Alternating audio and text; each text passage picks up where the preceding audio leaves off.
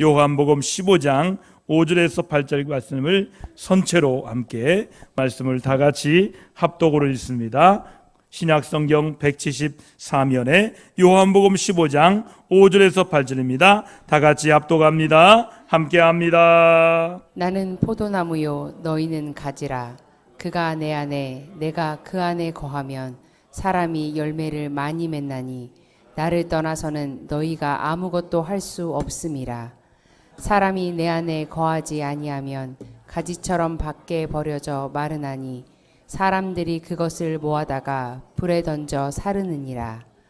너희가 내 안에 거하고 내 말이 너희 안에 거하면 무엇이든지 원하는 대로 구하라. 그리하면 이루리라. 너희가 열매를 많이 맺으면 내 아버지께서 영광을 받으실 것이요 너희는 내 제자가 되리라. 아멘. 이는 살아계신 하나님 말씀입니다. 자리에 앉으시기 바랍니다. 6월은 여름으로 들어가는 달입니다. 6월 달은 여름이 시작된다 이렇게 말씀할 수 있잖아요. 여름이 뭘까요? 여름은 열매를 맺기 위해 성장하는 계절이 여름입니다. 여름에 따가운 햇볕과 충분한 물을 통해서 농작물이 쑥쑥 자라갑니다. 만약에 여름에 자라지 못하면 가을에 풍성한 열매를 기대하기 어렵습니다. 예전에 제가 영화를 참 좋아했는데 양철붕이라는 제목의 외국 영화를 본 적이 있습니다. 이 영화의 내용은 이렇습니다. 한 소년이 식탁 밑에서 이렇게 놀다가 어른들이 잘못한 행동을 눈으로 직접 목격합니다. 어떤 행동이냐면요, 간음이에요. 간음. 발가락을 이렇게 상대방을 이렇게 하는데 나쁜 일을 하는 거예요. 부부가 아닌데 발가락으로 간음하는 거예요. 식탁 밑에서 보는 거예요. 그 아이가 그걸 보고서 이건 아니다 생각해서 마음에 결심을 해요. 어떤 결심하냐면 주인공이 이렇게 결심합니다. 난 잘하지 않을 거야.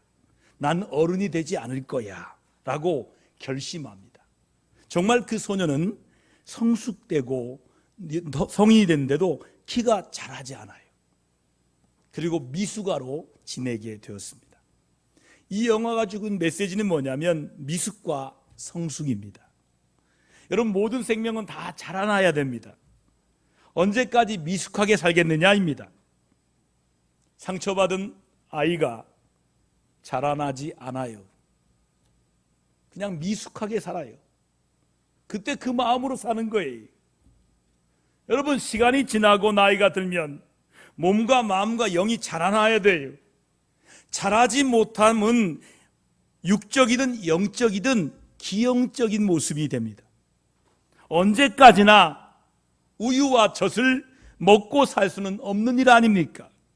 여러분, 오늘 말씀에 히브리서 5장 13절 14절 말씀을 같이 읽겠습니다. 함께 읽어볼까요? 시작. 이는 젖을 먹는 자마다 어린아이니 의의 말씀을 경험하지 못한 자요 단단한 음식은 장성한 자의 것이니 그들은 지각을 사용함으로 연단을 받아 선악을 분별하는 자들이니라. 아멘입니까?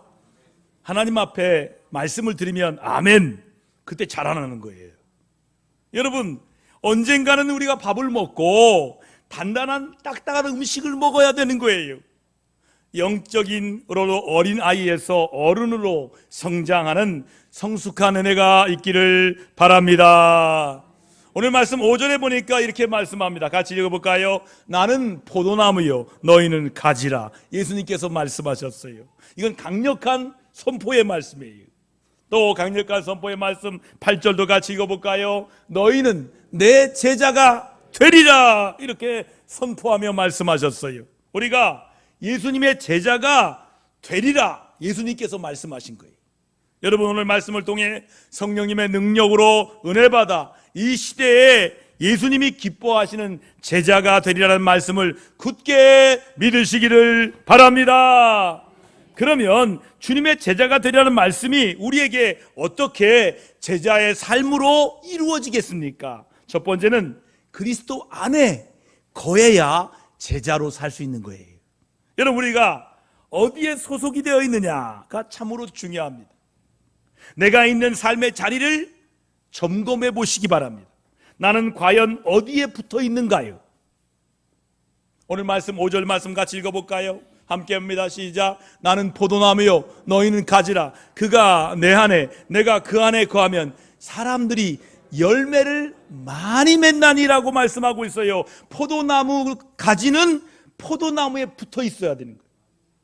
가지가 나무에 붙어 있지 않으면 순간 죽고 마르고 땔감이 되어서 불타게 됩니다. 이건 단순한 진리예요. 성도는요, 예수님 안에 붙어 있어야 돼요. 어떤 경우라도 떨어지면 모든 것이 끝나는 거예요. 떨어지면 별로 쓸모가 없습니다. 쓰레기가 되고 땔감이 돼요. 여러분, 주님께서 우리 안에 거한다 하심은 영생의 근원으로서 언제나 변하지 않는다는 말씀이에요. 그리고 어떤 역경과 고난 가운데서 우리와 함께 하시면서 지금도 성도들의 모든 삶에 함께 하신다는 의미의 말씀이에요. 여러분, 진리는 변하지 않아요. 그러나 상황은 변합니다. 여러분, 변치 않는 진리의 말씀 붙드시기 바랍니다. 상황의 변화에 따라 우리는 주님의 손을 잡았다가 놓을 수 있어요. 자, 한번 여러분 손 들어봐요. 자, 주님이 여러분 이렇게 잡고 계세요. 근데 이건 내 손이에요. 내가 주님의 손을 잡을 수도 있고 안 잡을 수도 있어요. 주님이 딱 잡고 있는데 내가 손을 띄었다가 잡았다 그러잖아요. 우리는 주님의 손을 상황에 따라 놓을 수도 있고 잡을 수도 있어요. 그러나 우리 주님은 항상 우리 손을 놓지 않으세요. 할렐루야. 주님요 내 손을 꼭 잡고 가신다는 거예요.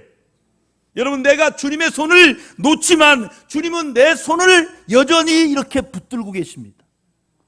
성도인 우리는 포도나무 되시는 예수 그리스도를 떠나서는 아무것도 아닙니다. 아무것도 할 수 없습니다. 결국 초라한, 가장 초라한 쓸모없는 존재로 떨어지게 됩니다. 성도는 혼자 있어서는 안 됩니다. 한번 따라합시다. 나는 혼자가 아닙니다. 누구와 있어요? 성령님이 함께 하세요. 어디 있든 성령님이 함께 하세요. 나 혼자예요. 그런 말하는 사람들은 예수 믿는 사람이 아니에요. 예수 믿는 사람들은 항상 말해요. 나와 주님이 함께 하신다. 성령님이 나와 함께 하신다. 여러분, 그리스도 밖에 있어서는 안 된다는 거예요. 오직 그리스도 안에 꽉 붙어 있어야 돼요. 해외에서 상담을 전문하고 계신 한 목사님이 자기를 찾아오는 사람들의 99%의 문제의 뿌리에 외로움이 있다라고 진단했습니다. 왜 문제 있습니까? 들어보면 외롭다는 거예요. 실제로 조사에 의하면 응답자의 80%가 자기는 외롭다고 고백했다고 합니다. 약물과 알코올과 도박 중독과 신경정신증의 사람들이 고독에서 오는 원인이 크다는 것이 이미 우리에게 상식이 되어 있습니다. 현대 의사들은 불면증, 현기증, 위장장애, 두통, 심지어 감기까지도 그 깊은 원인은 외로움에서 찾아내고 있습니다. 우리나라의 경우 계속해서 스스로 외로워서 목숨을 포기하는 분들이 늘어만 가고 있습니다. 저 미국 땅에 한 해 자살률이 얼마나 될까요? 한 해 50만 명 죽어요. 자살해 죽습니다. 물론 알고 보면 자살의 근본 원인은 고독이라고 합니다. 그러나 성경은 우리에게 말씀합니다. 지독하게 고독한 욥. 그 욥은 여러 가지 시험 가운데 끝까지 하나님께 붙여 있었어요. 욥이 얼마나 고독했을까요? 그 많은 돈을 다 잃어버립니다. 그 많은 자녀가 다 죽어요. 그래서 그 부인이 뭐라고 합니까? 하나님 욕하고 죽어라. 얼마나 고독합니까? 이 고독한 욥은 어떻게 합니까? 주신 자도 하나님이시요 가져간 분도 하나님입니다. 하나님을 찬양합니다. 하나님께 붙어 있는 거예요. 하나님은 결코 그를 떠나지 않으셨어요. 욥은 시련이 많았으나 결국 하나님을 눈으로 보게 되었어요. 말씀으로 확인합니다. 욥기 42장 5절 말씀 같이 있습니다. 시작. 내가 죽게 되어 귀로만 듣기 하였으나 이제는 눈으로 주를 배움나이다 라고 말씀하고 있어요. 여러분, 이런 욥의 말년에 하나님께서 갑절의 축복을 받게 하십니다. 배나 축복을 주시. 주님이 사랑하시고 함께 하시는 성도 여러분, 그리스도 안에 거하고 끝까지 붙어 있어서 예수님의 좋은 제자가 다 되시기를 축원합니다. 두 번째는 제자 되기를 구해야 되는 거예요. 뭘 구해야 된다고요? 기도 제목에 제발 쓰세요. 나 제자 되길 구합니다. 나 주님의 제자 되길 원합니다. 기도 제목이 그렇게 들어가야 돼요. 여러분, 성공한 사람들의 특징이 있습니다. 자신이 어렸을 때부터 무언가 되기를 간절히 바라며 살다 보니까 어느새 자기가 바라는 대로 현실 속에 이루어지게 되었다는 그 말을 성공한 사람들이 한다는 거예요. 그래서 무엇을 되기를 바라는 것이 참으로 중요한 거예요. 자, 우리 본문 7절 말씀 같이 한번 읽어볼까요? 중요한 말씀이에요. 함께 있습니다. 시작. 너희가 내 안에 거하고 내 말이 너희 안에 거하면 무엇이든지 원하는 대로 구하라. 그리하면 이루리라. 이렇게 말씀하고 있어요. 포도나무 비유에 대해서 갑자기 구하라고 기도의 권면으로 변합니다. 여러분, 가지가 포도나무에 붙어 있고 나무의 수분이 가지에서 흘러 올라갈 때 가지는 소원하는 대로 바라는 대로 자라나게 됩니다. 그리고 꽃이 피고 결실하게 됨을 말씀하고 있습니다. 모든 열매 맺는 일은 기도에 대한 응답이에요. 여러분, 얼마나 기도의 응답을 받으셨습니까? 얼마나 기도의 응답을 경험하셨습니까? 오늘 기도 응답에 대한 조건이 7절에 나옵니다. 같이 한번 읽어볼까요? 자, 7절 천천히 있습니다. 시작. 너희가 내 안에 거하고 내 말이 너희 안에 거하면 무엇이든지 원하는 대로 구하라. 그리하면 이루리라. 할렐루야. 기도 응답의 조건 두 가지입니다. 하나는 그리스도 안에 내가 거해야 되는 거예요. 두 번째는 그리스도의 말씀이 기도하는 자 마음속에 있어야 되는 거예요. 아이, 목사님, 저는 기도해도 이루어지가 않네. 이 둘 중에 하나가 없는 거예요. 예수님이 내 안에 없던지 예수님의 말씀이 내 안에 없던지 그러면 기도해도 이루어지지 않는다는 거예요. 여러분, 그리스도께서 이 시대에 나를 통해 이루기를 원하는 것을 구하는 것이 기도인 동시에 응답이에요. 따라합시다. 주님이 바라는 걸 기도하면 100% 응답된다. 할렐루야. 주님이 원하시는 것 내가 기도하면 그게 응답인 거예요. 여러분, 기도의 응답의 조건이 있어요. 아까 말씀드렸잖아요. 내 안에 예수님 계시고 내 안에 주님 말씀이 계시면 구하라. 그리하면 다 이루리라 말씀했어요. 기도하는 게 곧 응답이에요. 내가 원하는 것을 구하고 이루는 것은 실제로 기도가 아닙니다. 뭘까요? 주문이에요. 주문. 짜장면 한 그릇 주세요. 짬뽕 한 그릇 주세요. 그게 주문 아닙니까? 주문의 기도만 하는 거예요. 물론 조그마할 때, 평신도 때, 특별히 새가족 때 잘 이루는데요. 목사님 주문하면 다 됩니다. 여러분, 기도는 초보 단계. 이 주문의 단계로 계속 가면 안 돼요. 그건 기도가 아니에요. 주문인 거예요. 그리고 결코 계속 응답되지 않습니다. 여러분, 정욕을 위한 기도는 구해도 받지 못한다고 야고보서 4장 3절에 말씀하고 있어요. 여러분, 기도를 아주 간절하게 하시는 사람들이 있어요. 작정 기도로 응답받을 때까지 필사적으로 간절히 기도합니다. 기도하다가 죽을 각오를 가지고 기도합니다. 3일 금식하고 안 되면 10일 금식하고 20일 금식하게 될 때까지 이렇게 강력한 기도가 필요할 때가 있습니다. 왕후 에스더는 유대 민족을 구하기 위해서 금식 기도하지 않습니까? 뭐라고 합니까? 죽으면 죽으리라. 비장한 각오로 온 말입니다. 그러나 우리 기도는 이렇게 변화되어야 됩니다. 말씀 같이 있습니다. 마태복음 16장 19절 말씀 같이 있습니다. 시작. 내가 땅에서 무엇인지 매면 하늘에서 매일 것이요 내가 땅에서 무엇인지 풀면 하늘에서 풀리리라. 아멘, 아멘. 여러분, 이 말씀대로 푸는 기도해야 돼요. 따라합시다. 기도로 풀자. 저는요, 예수 믿는 사람들이 잘 못 푸는 걸 봤어요. 예수 안 믿는 사람은 쇠주 한 잔 먹고 풀어요. 야, 풀자, 한잔하자. 또 풀다가 또 싸우잖아요. 싸우고 풀고 싸우고 풀고 그렇게 살아요. 근데요, 우리는 뭘 풀고 풀어야 돼? 말씀대로 풀어야 돼. 푸는 기도로 푸시기 바랍니다. 자, 한번 따라합시다. 아버지, 아버지 하지 말고 아버지, 따뜻한 기도로 나와 상대방의 마음을 기도로 풀어줘야 돼. 주님 해봅시다. 주님, 부드러운 기도로 긴장된 마음을 풀어야 돼. 자유로운 기도로 얼굴을 풀어야 돼. 여러분, 행복한 기도로 관계를 풀어야 돼요. 기쁨이 넘치는 기도로 삶을 푸는 마음이, 그리고 가볍고 짐을 벗는 평안한 기도를 이제부터 해야 됩니다. 따라합시다. 이제부터는 푸는 기도 하겠습니다. 할렐루야.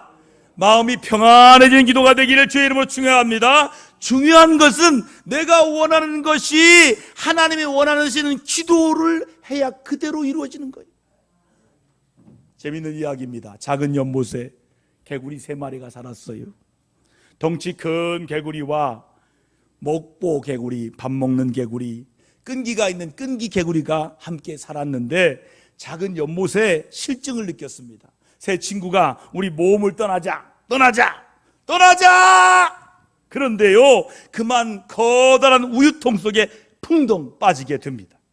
덩치 큰 개구리와 목보 개구리는 통 속에서 죽게 되었다면서도 밤낮 울기만 합니다. 개굴. 그러나 끈기 개구리가 말합니다. 포기하지 마. 결국 두 친구의 눈물이 소금 역할을 하고 뜨거운 햇빛 아래서 끈기 개구리가 열심히 헤엄친 결과 우유가 버터로 변화됩니다. 끈기 개구리는 그 버터를 딱 딛고 펄쩍 뛰어나와서 우유통 속에서 드디어 나옵니다. 그러나 목보 개구리와 덩치 개구리는 통 속에서 울다가 죽어버립니다. 그 친구의 무덤 앞에서 끈기 개구리가 이렇게 말합니다. 자, 여러분 같이 읽어볼까요? 시작. 인생의 끝은 실패할 때가 아니라 포기했을 때다. 이처럼 모든 성도들이 각자 나름대로 열심히 기도합니다. 보이는 곳에 서서만이 아니라 골방에서 기도하는 성도들도 많습니다. 그러나 기도하다가 결국 낙심하거나 포기하지 말아야 됩니다. 끝까지, 그리고 응답될 때까지 기도해야 되는 거예요. 나의 원대로가 아닌 아버지의 원대로 되기를 기도해야 되는 거예요. 끈기 개구리처럼 어떤 상황에서도 실망하거나 포기하지 않고 끝까지 기도하면 어떤 일이 생깁니까? 우유가 버터가 됩니다. 또한 물이 포도주로 변화되고 홍해가 갈라지고 여리고성이 무너지면서 우리의 이성과 계산을 뛰어넘는 기도의 응답이 우리에게 분명히 있게 됨을 경험하고 체험하게 됩니다. 여러분, 주님께 기도로 구하시는 성도 여러분, 믿고 말씀대로 기도하면 믿음대로 이루어집니다. 어려울수록 기도를 많이 하여 주님의 좋은 제자로 인정받게 되기를 주님의 이름으로 축원드립니다. 마지막 말씀은 이것입니다. 제자의 삶은 열매를 많이 맺어야 한다는 거예요. 자, 우리의 속담 중에 이런 말이 있지요. 콩 심은 데 콩 나고 팥 심은 데 팥 난다. 이 말이듯이 그 열매로 나무를 알 수가 있어요. 또한 좋은 나무는 많은 열매를 맺게 됩니다. 8절 말씀 같이 보시겠습니다. 함께 합니다. 시작. 너희가 열매를 많이 맺으면 내 아버지께서 영광을 받으실 것이요 너희는 내 제자가 되리라 말씀합니다. 열매를 많이 맺는 궁극적인 목적은 하나님께 영광을 돌리는 데 있습니다. 이것이 성도의 제일 되는 목적입니다. 과목이 열매를 많이 맺을 때 가장 기뻐하는 분은 그 과원의 농부입니다. 열매를 많이 달린 가지 자체는 오히려 힘들고 괴로울 수 있어요. 그러나 기쁨과 보람이 그보다 더 큽니다.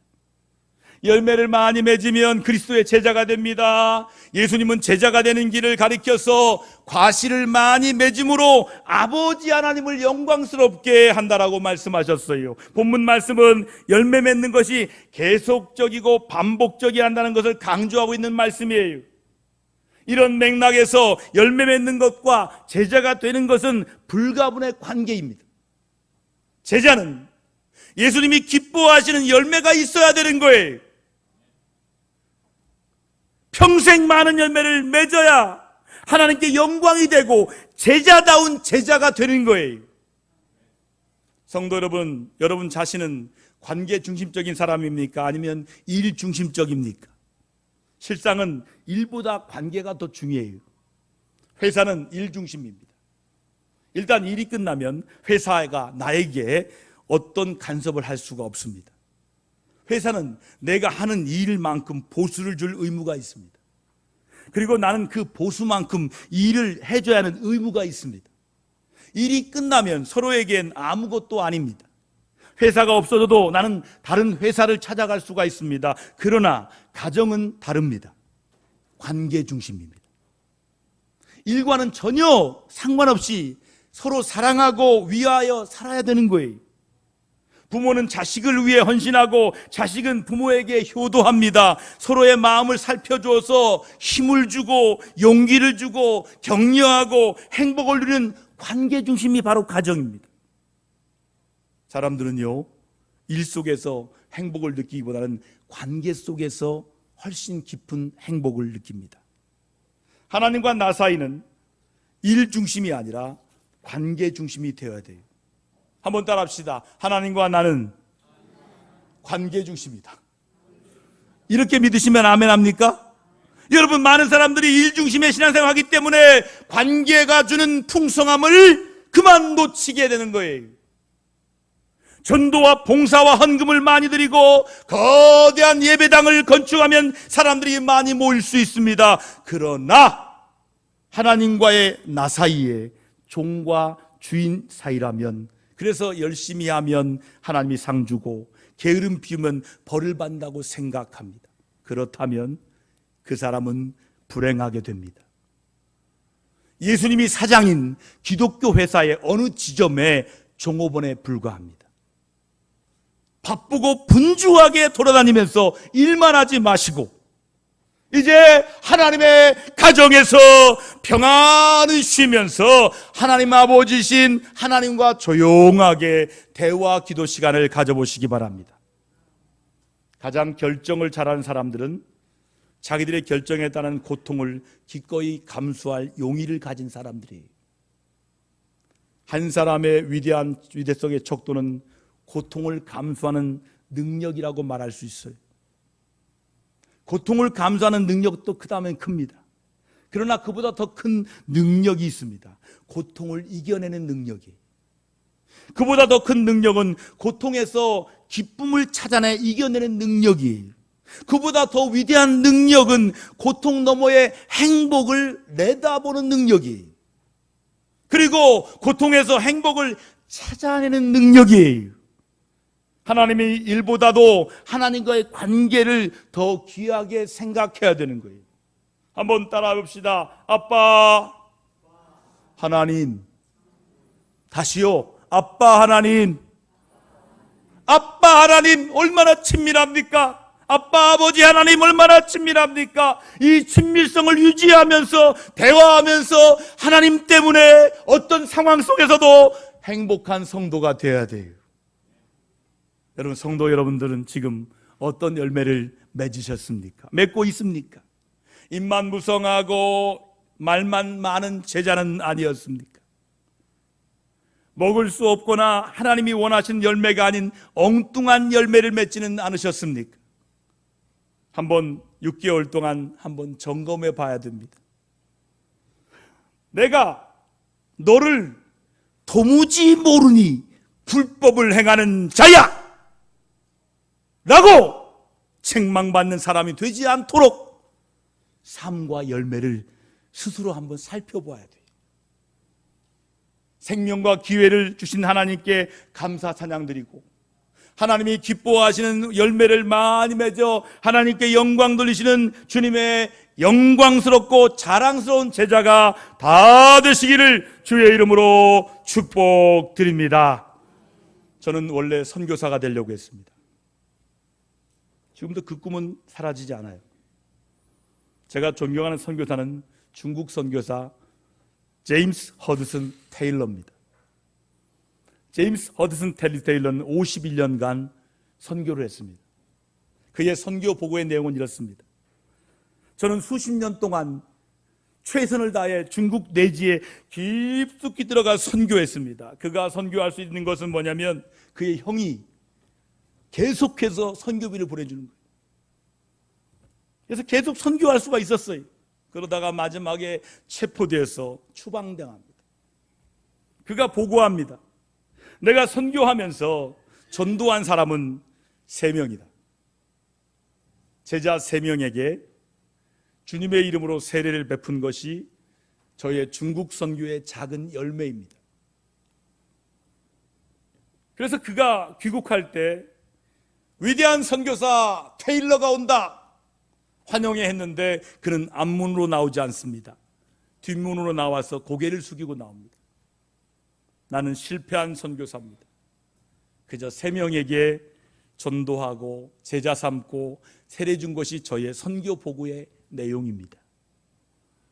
마지막 테일러 선교사까지 추방한 중국이 수십 년의 시간이 흐른 뒤에 다시 중국이 열립니다. 그래서 중국에 들어가 보았습니다.